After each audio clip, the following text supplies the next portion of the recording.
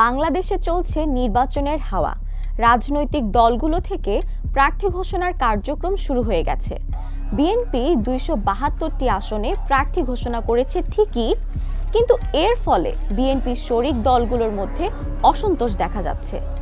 নির্বাচনের তফসিল ঘোষণা সময়ের অপেক্ষা মাত্র, কিন্তু এ সময়ে বিএনপির জোটে অসন্তোষ কি বার্তা দেয় জানবো আজকের স্টার এক্সপ্লেইনসে।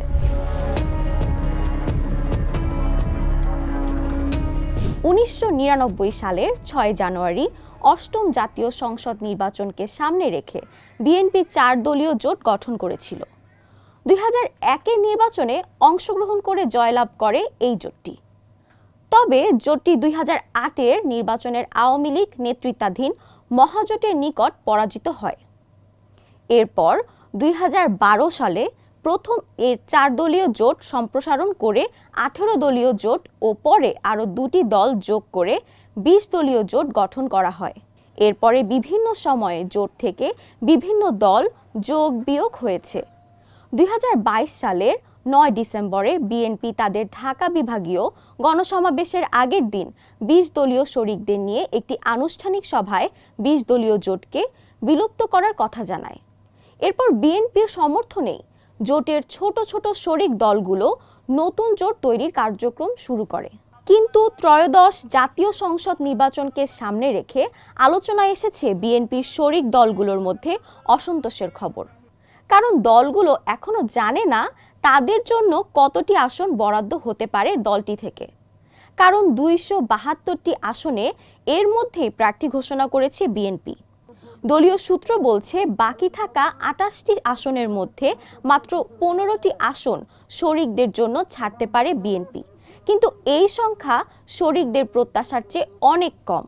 তাদের চাওয়া আরও আসন।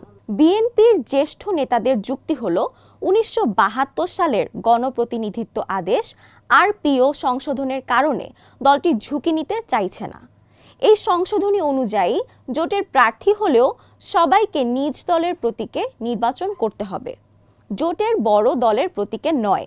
অর্থাৎ আগে বিএনপির দলের প্রার্থী না হয়েও অন্য দলের প্রার্থীরা শুধু বিএনপির সমর্থন পেয়ে ধানের শীষ প্রতীক ব্যবহার করতে পারত। এতে নির্বাচনে জয়লাভের সুযোগ বা সম্ভাবনা তুলনামূলক বেশি থাকে। কিন্তু এবার সেই সুযোগ থাকছে না। তাই এবার শরিকদের জন্য আসন ছেড়ে দিলে আসন হারানোর আশঙ্কা রয়েছে বলে মনে করছে বিএনপি।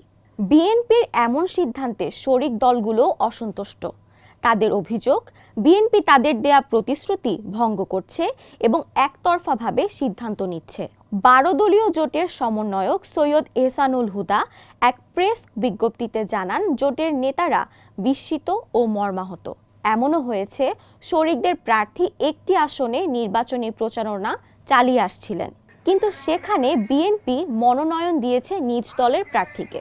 যেমন বিপ্লবী ওয়ার্কার্স পার্টির সাধারণ সম্পাদক ও গণতন্ত্র মঞ্চের সমন্বয়ক সাইফুল হক ঢাকা ৮ আসনে গণতন্ত্র মঞ্চের প্রার্থী।